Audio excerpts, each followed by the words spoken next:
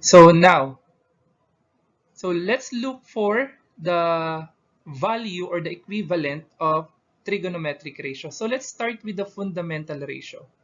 So, di ba kanina yung may mga parts ng right triangle? So, ito gagamitin na natin. So, ito yung adjacent, opposite, and then hypotenuse. So, if you're going to take a look, so ang given natin na theta or angle ay nandito. So, that's why ito ang opposite, ito ang adjacent, and of course, katapat ng right angle, so that is hypotenuse. Meron tayong gagamiting mnemonic code. So, I'm not sure kung na-encounter nyo na to before. So, yung SOHCAHTOA. So, this mnemonic code is one of the most famous mnemonic codes sa trigonometry, yung SOHCAHTOA. Kasi ito yung parang pinaka-foundation ng lahat eh. So, SOHCAHTOA. So, kaya tayo may mnemonic code. Itong code na to ay gagamitin natin para mas madali nating ma-memorize yung equivalent ng sine, cosine, tangent. Now, so we have here SO, S-O-H, and then we have here CA, C-A-H, and then we have TOA, T-O-A. So kung mapapansin nyo, itong S-O-H, C-A-H, T-O-A, lahat yan ay initial ng fundamental ratio at saka netong mga parts ng right triangle. Like for example, so we have here S, so that is for sine. Okay? And then O, of course, so isa lang naman dyan ang word na nagsisimula sa O, so which is opposite. And then H is for hypotenuse. Ngayon, so anong ibig sabihin nito? Ano yung sine, opposite, hypotenuse na yan? Paano yung nangyari na yan yung equivalent ng sine theta? Ngayon, so we have here the word ratio. Trigonometric ratio. When we say ratio, it can be in form of fraction. Tama? So pag sinabi nating trigonometric ratio, so the value of each trigonometric ratio is in fraction form. So ibig sabihin, ang sine theta, ang equivalent niyan is in fraction form or in ratio. So ngayon, ano yung i-ratio natin? Itong opposite and then hypotenuse. So therefore, sine, opposite, hypotenuse. So ang equivalent ng sine theta is opposite over hypotenuse. So nakuha niyo yung pattern. So that is SO. Sine is equal to opposite over hypotenuse. And I think makukuha niyo na rin yung CA and then TOA. So let's proceed. So CA, so C is for cosine. So wala namang ibang word dyan na nagsisimula sa letter C aside from cosine. So A is for adjacent. And then of course, H is for hypotenuse. So I think alam nyo na ang equivalent ng cosine. So cosine is equal to adjacent over hypotenuse. So yan po ang equivalent niya. So whatever the value of adjacent and then whatever the value of hypotenuse, so that will be the ratio for cosine theta. So adjacent over hypotenuse. And the next one or last one is TOA. So that is for tangent, of course. So T stands for tangent. And obviously, O is for opposite. And A is for adjacent. Therefore, tangent theta is equal to opposite over adjacent. Ngayon sir, paano po yung natitirang tatlo? So meron po ba tayong mnemonic code doon? So actually, yung natitirang tatlo na reciprocal ratio, so the term reciprocal, right? Diba sabi ko nga kanina, so dapat alam nyo kung ano yung respective reciprocal ng fundamental ratio. Like for sine, ang reciprocal niyan ay cosecant. So dahil reciprocal, so all we have to do is to reciprocate the equivalent. So later on, explain natin yan. So again, lagi nyo itong ulit-ulitin, SOHCAHTOA. SOHCAHTOA. So ito yung makakatulong sa inyo, itong mnemonic code na ito makakatulong sa inyo para madali nyo ma-memorize yung value ng trigonometric ratio. Again, SOHCAHTOA. So, sine is equal to opposite over hypotenuse, CA, cosine is equal to adjacent over hypotenuse, and TOA, tangent is equal to opposite over adjacent. So next, so ngayon, kukumpletuhin na natin yung trigonometric ratio. So dahil meron pa tayong natitirang reciprocal ratio. So basta ito yung pinaka-foundation, yung SOHCAHTOA. So once you know SOHCAHTOA, of course yung reciprocal ratio, kayang-kaya nyo na yan. Kasi nga, kabaliktaran lang yan nung fundamental ratio. So ang ibig kong sabihin dyan, ano ba ang kabaliktaran ng sin theta? So ang kabaliktaran ng sin theta, as I have mentioned a while ago, so that is cosecant theta. Ngayon, the term is reciprocal. So we just have to reciprocate the value of sin theta. So instead of having opposite over hypotenuse, babaliktarin lang po natin yan. So therefore, ang cosecant is hypotenuse over opposite. So that's why it is called reciprocal ratio. Binaliktad lang natin. So next, ang kabaliktaran naman ng cosine or reciprocal ng cosine is secant theta. Ngayon, madali natin makukuha yan. So therefore, ang secant theta, sa baliktarin lang natin, so it will be hypotenuse over adjacent. So you're getting now the hang of it, I hope. So therefore, what is the value of cotangent? So kindly pause the video for a while, and then after that, resume nyo, and then let's see kung tama yung value ng inyong cotangent. So of course, ang reciprocal ng cotangent or ng tangent is cotangent. So the value of cotangent is adjacent over opposite. So kompleto na ang ating trigonometric ratio, and you have to be familiar with this. So once na familiar na kayo dyan, so you can go to the next level, yung magko-compute na tayo or kukunin natin yung value or yung actual value ng trigonometric ratio. Before we proceed, so bibigyan ko lang kayo ng tip. When you are looking for the 6th trigonometric ratio, so kailangan yung pagkakasulat ng 6 na trigonometric ratio should be this way. Okay? So sine, cosine, tangent, so magkakasunod yan. And then, dapat itatapat nyo yung kung ano man yung reciprocal. Kasi mas madali yung makuha. So sine ay cosecant or kabaliktaran niya ay cosecant, and then we have secant and then cotangent.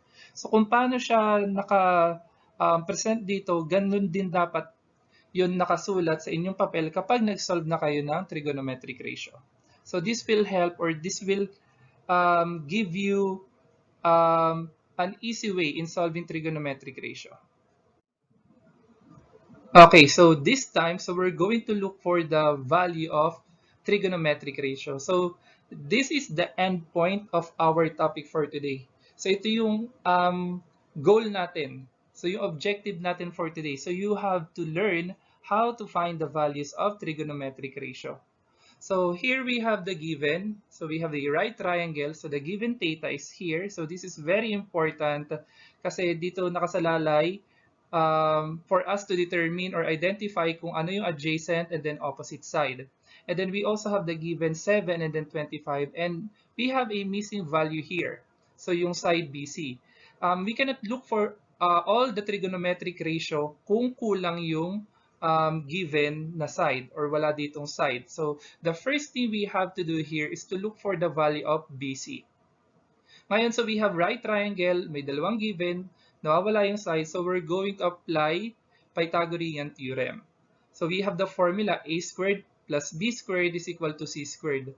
Ngayon, so if you still remember kanina nabanggit ko, hindi naman kailangan na a, b, c yung given. Basta ang mahalaga, kung ano man yung hypotenuse, yun yung nakahiwalay na part.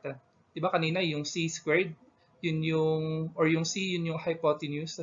So, yun lang yung nakahiwalay. So, the first thing we have to do here is to identify kung nasaan ang hypotenuse. And we know na kung ano man ang katapat ng right angle, ito yung right angle. So, this is the label. So, kung ano man yung katapat na side niyan, so that is the hypotenuse.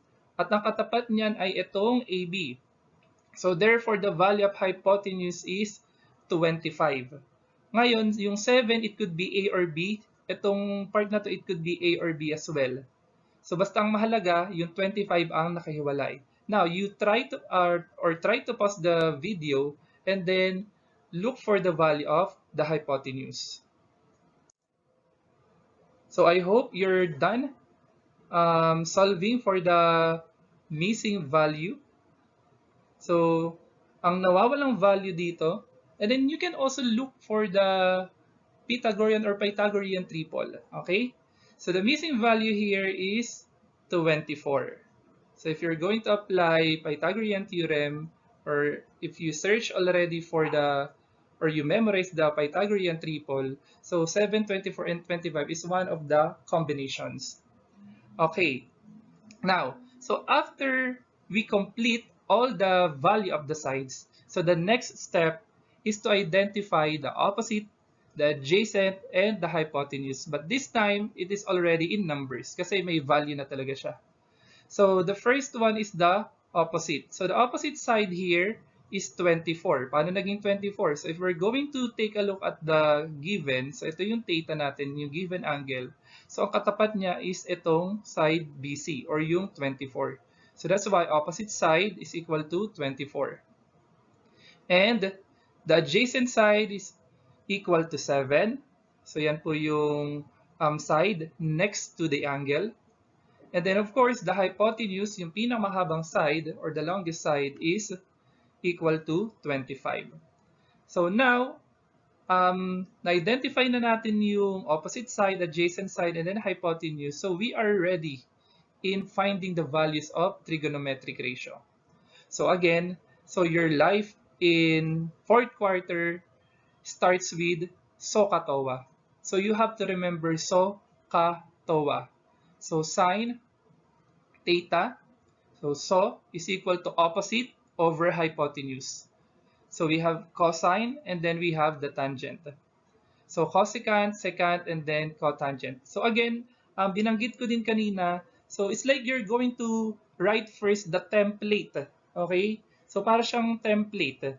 So lagay nyo muna yung sine, cosine, tangent, cosecant, secant, cotangent. Para later on, so plug in na lang kayo ng plug in nung mga value. Kasi kapag nakaganyan na may template, so napakadaling mahanap ng mga value. So naka-organize siya. So at least ito, alam natin na ang reciprocal ng sine is cosecant. So whatever the value that we're going to put here, so no-brainer. So we're just going to reciprocate that and then plug it into cosecant theta. So you get what I mean?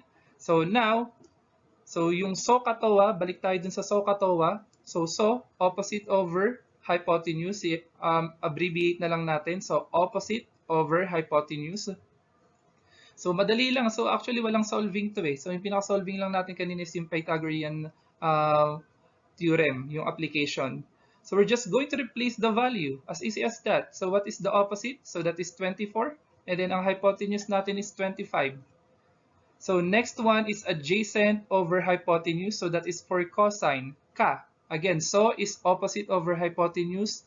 Ka, cosine is equal to adjacent over hypotenuse. And then TOA, opposite over adjacent. Tangent is equal to opposite over adjacent. And then again, babalik rin lang natin yung sa kabila. So opposite over hypotenuse. So ang cosecant ay hypotenuse over opposite. So balik rin lang natin to for the secant. So hypotenuse over adjacent, and then for cotangent, so reciprocal of tangent, so that is adjacent over opposite.